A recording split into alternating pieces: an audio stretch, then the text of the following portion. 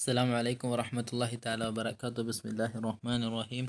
അൽഹംദുലില്ലാഹി റബ്ബിൽ ആലമീൻ. അല്ലാഹുമ്മ സല്ലി അലാ സയ്യിദിന മുഹമ്മദിൻ വഅലാ ആലി സയ്യിദിന വമൗലാന മുഹമ്മദ്. അന്നഅത്ത് എന്നുള്ള പാഠത്തിൻ്റെ ഒരു മുഖവുര നമ്മൾ കഴിഞ്ഞ ക്ലാസ്സിൽ പറഞ്ഞു. നഅത്ത് എന്ന് പറഞ്ഞാൽ അസിഫത്ത് എന്നും പറയാം. എന്ന് പറഞ്ഞാൽ വിശേഷണം പറയാം. ഒരു പദത്തിനിക്ക് ആ കാര്യത്തെ വിശേഷിപ്പിക്കാൻ വേണ്ടി അല്ലെങ്കിൽ ഒരു കാര്യത്തെ വിശേഷണം കൂട്ടി പറയാൻ വേണ്ടിയാണ് നഅത്ത് സാധാരണയായിട്ട് അറബിയിൽ ഉപയോഗിക്കുക. അതിൻ്റെ ഉദാഹരണങ്ങളുടെ അർത്ഥങ്ങളൊക്കെ കഴിഞ്ഞ ക്ലാസ്സിൽ ചെറുതായിട്ട് പറഞ്ഞിട്ടുണ്ടായിരുന്നു. അപ്പോൾ നമുക്ക് ഒന്നും കൂടി നോക്കാം. ഹാദാ കിതാബുൻ മുഫീദുൻ. ഹാദാ കിതാബുൻ, ഇത് കിതാബാണ്. മുഫീദുൻ, ഉപകാരപ്രദമായ ഒരു കിതാബാണിത്. അപ്പോൾ കിതാബുൻ മുഫീദുൻ. പിന്നെ ഖറഅതു, ഞാൻ വായിച്ചു. കിതാബൻ മുഫീദൻ, നല്ല ഉപകാരപ്രദമായ കിതാബ് ഞാൻ വായിച്ചു. നളർത്തു, ഞാൻ നോക്കി. ഫി കിതാബിൻ മുഫീദിൻ, നല്ല ഉപകാരപ്രദമായ കിതാബിൽ ഞാൻ നോക്കി എന്നാണ്. അപ്പോൾ ഇവിടെ കിതാബ് എന്നൊക്കെ ഉണ്ട്. കിതാബ് അതാ കിതാബ് എന്നുള്ളത് മുബത്തദാ ഖബറായി. പിന്നെ ഇനി എങ്ങനത്തെ കിതാബാണെന്ന് പറയാൻ വേണ്ടിയാണ് അതിന് ശേഷം ഒരു ഇസ്മ കൊണ്ടുവന്നത്. അതാണ് ഇവിടെ വന്നത് മുഫീദുൻ എന്നുള്ളത്. ഓക്കെ, അപ്പോൾ നമ്മൾ എന്താണോ, ഏത് ഇസ്മിനിക്കാണോ വിശേഷണം പറയുന്നത്, ആ ഇസ്മിൻ്റെ സാഹചര്യം, അതിൻ്റെ ഇറാബായിരിക്കും ശേഷം വരുന്ന സിഫത്തായിട്ട് അല്ലെങ്കിൽ നായത്തായിട്ട് വരുന്ന പദത്തിനിക്കും. ഇപ്പോൾ കിതാബുൻ എന്ന് റഫായതുകൊണ്ട് മുഫീദുൻ റഫായി, അതിന് റഫിൻ്റെ സാഹചര്യമായതുകൊണ്ട്. എന്നുള്ള കിതാബിൻ എന്ന് മഫ്ഊലായപ്പോൾ അതെന്തായി, മൻസൂബായി. ആ മൻസൂബിൻ്റെ സാഹചര്യത്തിലായതുകൊണ്ട് അതിന് വിശേഷിപ്പിക്കുന്ന ആ ഇസ്മിനിക്ക് അതിനും എന്ത് ചെയ്തു, നസ്ബ് കൊടുത്തു. പിന്നെ അതുപോലെ തന്നെ കിതാബിൻ മുഫീദിൻ എന്നുണ്ട്. അവിടെ എന്താണ്, മജ്റൂറാണ്. അപ്പോൾ അതിന് വിശേഷണം കൊടുത്ത ഇസ്മ എന്തായി, മജ്റൂറായി പറഞ്ഞു. അത്രയും പാഠത്തിൽ പഠിക്കാനുള്ളൂ. ഇതിൽ മൻഊത്ത് എന്നുള്ള പദം എന്താണ് ആദ്യം വരുന്നത്, കിതാബുൻ എന്നുള്ളതാണ് മൻഊത്ത്. അതിന് നഅത്താണ്, വിശേഷണമായി വന്ന പദമാണ് ശേഷമുള്ളത്. അപ്പോൾ മൻഊത്ത് ആദ്യം വരും, പിന്നെയാണ് നഅത്ത് വരിക കേട്ടോ. അപ്പോൾ ഇതുപോലെ തന്നെയാണ് മറ്റു ഉദാഹരണങ്ങളിലൊക്കെ ഉള്ളത്, മനസ്സിലാക്കുക. പിന്നെ ഹാദാ മൈദാനുൻ ഫസീഹുൻ, ഇത് വിശാലമായ മൈതാനമാണ്. അതുപോലെ തന്നെ റഅയ്തു, ഞാൻ കണ്ടു. മൈദാനൻ ഫസീഹൻ, വിശാലമായ മൈതാനത്തെ ഞാൻ കണ്ടു. ജറൈതു, ഞാൻ നടന്നു. ഫി മൈദാനിൻ ഫസീഹിൻ, വിശാലമായ മൈതാനത്ത് ഞാൻ നടന്നു. ഓക്കെ, അപ്പോൾ ഇവിടെ നോക്കാം, മൈദാനുൻ. ഹാദ എന്നുള്ള മുബത്തദ, അതിൻ്റെ ഖബറാണ് മൈദാനുൻ എന്നുള്ളത്. അപ്പോൾ അവിടെ കഴിഞ്ഞു. പിന്നെ ആ മൈദാൻ എന്നുള്ള ഖബറായി വന്ന ഇസ്മിനിക്ക് ഒരു വിശേഷണം പറയുകയാണ്. എങ്ങനത്തെ മൈതാനമാണ്, വിശാലമായ എന്ന്. അപ്പോൾ മൈദാൻ എന്നുള്ള റഫിൻ്റെ സാഹചര്യത്തിൽ ആയതുകൊണ്ട് അതിനെ വിശേഷിപ്പിക്കാൻ വന്ന പദത്തിനും റഫ് കൊടുത്തു എന്നുള്ളതാണ് കേട്ടോ. പിന്നെ റായത്തു മൈദാനൻ ഫസീഹൻ എന്നുള്ളത് റായത്തിൻ്റെ മഫ്ഊലാണല്ലോ മൈദാൻ. മഫ്ഊൽ എന്താണ്, മൻസൂബാണ്. അപ്പോൾ മൻസൂബിനിക്ക് വിശേഷണം പറയാൻ വന്നത് കൊണ്ട്, അപ്പോൾ റായത്തു മൈദാനൻ ഫസീഹൻ ജറൈത്തു ഫി മൈദാനിൻ ഫസീഹിൻ. ഇവിടെ മൈദാനുൻ എന്നുള്ള അന്നത്തെ ഹാദ എന്നുള്ള മുബത്തയുടെ ഖബറാണ് മൈദാൻ. അപ്പോൾ ഖബർ എന്താണ്, റഫ് ആയതുകൊണ്ട് അതിന് വിശേഷണമായിട്ട് വന്ന ഫസീഹിനിക്കും റഫ് കൊടുത്തു. പിന്നെ രണ്ടാമത്തെ മൈദാൻ എന്നുള്ളത് മഫൂലാണ്. മഫൂൽ എന്താണ്, മൻസൂബാണ്. അപ്പോൾ അതിന് വിശേഷിപ്പിക്കാൻ വന്ന പദത്തിനിക്ക് നസ്ബ് തന്നെ കൊടുത്തു. പിന്നെ ജറൈത്തു ഫി മൈദാനി എന്നുള്ളത് ഇസ്മു മജ്റൂർ അല്ലേ, മജ്റൂറിന് എന്താണ്, ജറാണ്. അപ്പോൾ അതിന് വിശേഷണമായി വന്ന പദത്തിനിക്ക് ജറും കൊടുത്തു. ഇനി അടുത്ത ഒരു 3 ഉദാഹരണം. തഫത്തഹത്തിൽ വർദത്തുൽ ജമീല, നല്ല ഭംഗിയുള്ള റോസാപ്പൂവ് വിരിഞ്ഞു. ഖതഫ്തു, ഞാൻ പറിച്ചു. അൽ വർദത്തൽ ജമീല, നല്ല ഭംഗിയുള്ള പൂവിനെ ഞാൻ പറിച്ചു. നളർത്തു, ഞാൻ നോക്കി. ഇലൽ വർദത്തിൽ ജമീല, ഭംഗിയുള്ള പൂവിലേക്ക് ഞാൻ നോക്കി. ഇവിടെ തഫത്തഹത്തിൻ്റെ ഫായിലാണ് എന്ത്, വർദത്തു എന്നുള്ളത്. ഫായിൽ എന്താണ് നമ്മൾ പഠിച്ചത്, ഫായിലുൻ മർഫൂൻ എന്നല്ല പഠിച്ചത്. അപ്പോൾ അതിന് വിശേഷിപ്പിക്കാൻ വന്ന പദത്തിനിക്ക് റഫ് കൊടുത്തു. പിന്നെ അൽ വർദത്ത എന്നുള്ള രണ്ടാമത്തെ സാഹചര്യത്തിൽ എന്താണ്, മഫ്ഊലാണ്. മഫ്ഊൽ ആയതുകൊണ്ട് എന്താണ്, മൻസൂബാണ്. അപ്പോൾ മൻസൂബിനിക്ക് വിശേഷം പറയാമെന്ന് ഇസ്മിനിക്ക് എന്ത് കൊടുത്തു, അതിനിക്കും നസ്ബ് കൊടുത്തു. അപ്പോൾ എങ്ങനെയാണോ മൻഊത്ത് അതുപോലെ ആയിരിക്കും നഅത്ത്. ഓക്കെ, പിന്നെ ഇലൽ വർദത്തിൽ ജമീല, ഇലൽ വർദത്തി എന്താണ്, മജ്റൂറാണ്. ജറല്ലേ കൊടുത്തിട്ടുണ്ട്, കസ്രത്ത് കൊണ്ട് ജറ് കൊടുത്തിട്ടുണ്ട്. അപ്പോൾ അതിന് വിശേഷിപ്പിക്കാൻ വന്ന പദത്തിനിക്കും കസ്രത്ത് കൊണ്ട് ജറ് കൊടുത്തു. അപ്പോൾ നമ്മൾ പറഞ്ഞതുപോലെ തന്നെ നഅത്ത് മൻഊത്ത് എന്നുള്ളതാണ് ഇതിൽ കാര്യമായിട്ട് മനസ്സിലാക്കണം. നമ്മൾ ബഹ്സ് നോക്കാം. കുല്ലു കലിമത്തി മിനൽ കലിമാത്തി സലാത്ത്, എല്ലാ കലിമത്ത്, ഈ 3 കലിമത്തുകൾ ഏതൊക്കെ, മുഫീദ്, ഫസീഹ്, ജമീല.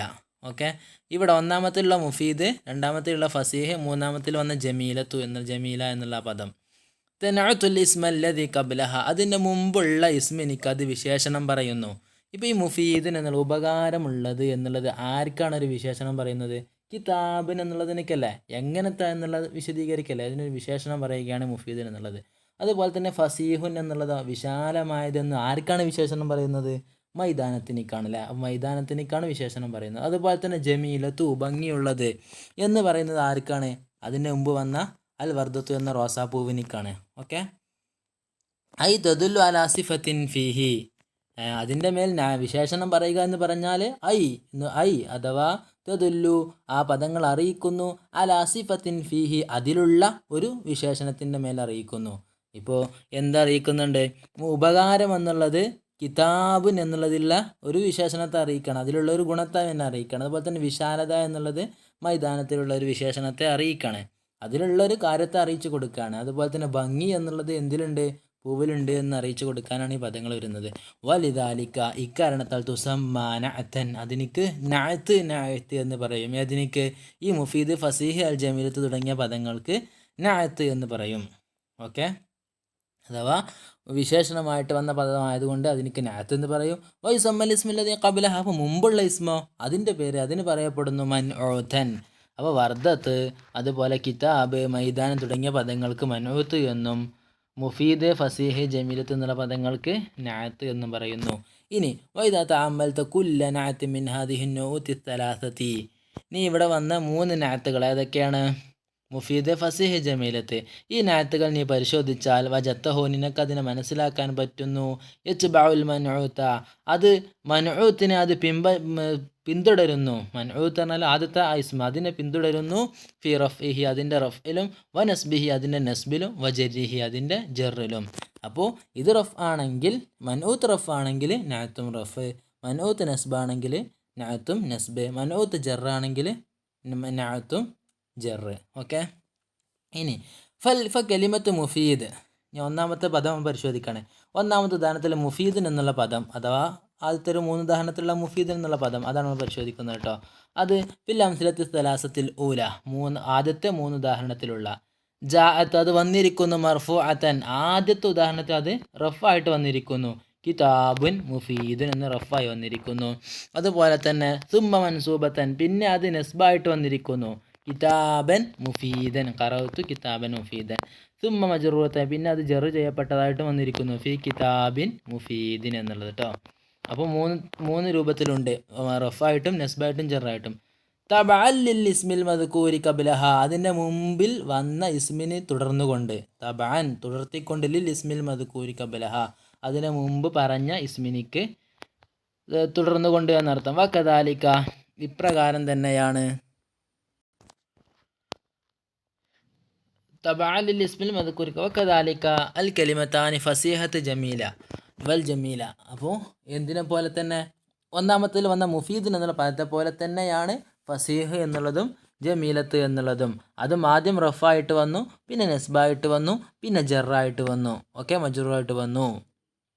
ഫിൽ അംസലത്തിൽ ബാക്കിയ, ബാക്കിയുള്ള ഉദാഹരണത്തിൽ. വഹാദ ആമുൻ ഫി കുല്ലി കലിമത്തിൻ തൻഉതു മാ ഖബലഹ, ഇത് തന്നെയാണ്. അഥവാ എന്താ മുമ്പ് മൻഊത്ത് എന്താണോ റഫ് ആണോ, ശേഷമുള്ള നഅത്ത് റഫായിരിക്കും. മനൂത്ത് നസ്ബാണോ, ശേഷമുള്ള നഅത്തും നസ്ബായിരിക്കും.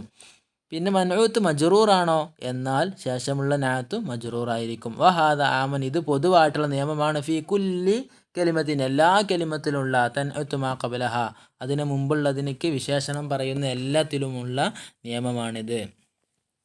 പിന്നെ ഇതിൻ്റെ കായിദ നോക്കുക. നഅത്ത് എന്ന് പറഞ്ഞാൽ ലഫ്ലുൻ, അതൊരു ലഫ്ലാണ്. യദുല്ലു, അത് അറിയിക്കുന്നു. അലാ സിഫത്തിൻ, ഒരു വിശേഷണത്തിൻ്റെ മേൽ അറിയിക്കുന്നു.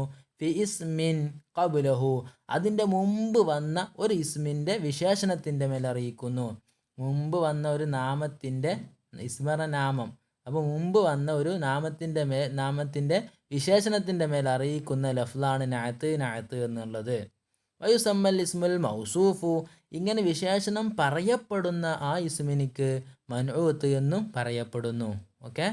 വന്നാഅത്തു, ഇനി രണ്ടാമത്തെ ഖായിദ. വന്നാഅത്തു, നഅത്ത്, ഈ വിശേഷണം പറയുന്ന ആ ഇസ്മ യത്ബഉൽ മൻഊത, മൻഊത്തിനെ അത് പിൻപറ്റുന്നു, അത് പിന്തുടരുന്നു. ഫി റഫ്ഇഹി, അത് റഫ് ചെയ്യുന്ന വിഷയത്തിലും, വ നസ്ബിഹി, അതിനേക്ക് നസ്ബ് ചെയ്യുന്ന വിഷയത്തിലും, വ ജർരിഹി, ജർ ചെയ്യുന്ന വിഷയത്തിലും.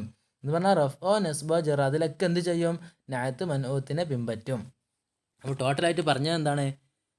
മനൂത്ത് നാത്ത്, അതിൽ മനൂത്ത് എങ്ങനെയാണോ അതുപോലെയായിരിക്കും നാത്തും ഉണ്ടാവുക. മനൂത്തിൽ അലിഫ്ലാമുണ്ടോ, നാത്തിലും അലിഫ്ലാമുണ്ടാവും. മനൂത്തിൽ തൻവീനാണോ, ആ നാത്തിൽ ആ തൻവീൻ ഉണ്ടാവും. മനൂത്ത് മജ്റൂറാണോ, നാത്ത് മജ്റൂറായിരിക്കും. അങ്ങനെ കൃത്യമായിട്ടാണ് ഉണ്ടാവുക, ഒരു മാറ്റം ഉണ്ടാവില്ല, രണ്ടും ഒരുപോലെ ഉണ്ടാവുക. അർത്ഥം എന്താണ്? അതിനൊരു വിശേഷണമായിരിക്കും. ഖായിദ ശ്രദ്ധിക്കുക. അൻ നാത്തു, നാത്ത് എന്ന് പറഞ്ഞാൽ ലഫ്ലുൻ, അതൊരു ലഫ്ലാണ്. യദുല്ലു, അത് അറിയിക്കുന്നു.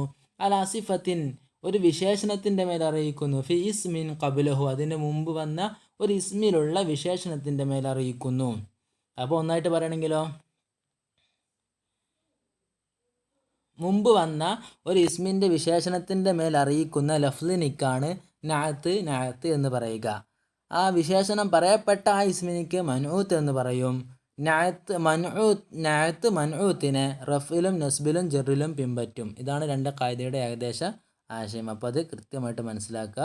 ഈ പാഠം വളരെ പ്രധാനപ്പെട്ടൊരു പാഠമാണ് കേട്ടോ. വളരെ ശ്രദ്ധിച്ച് മനസ്സിലാക്കുക. സംശയങ്ങൾ ചോദിക്കുക. അസ്സലാമു അലൈക്കും.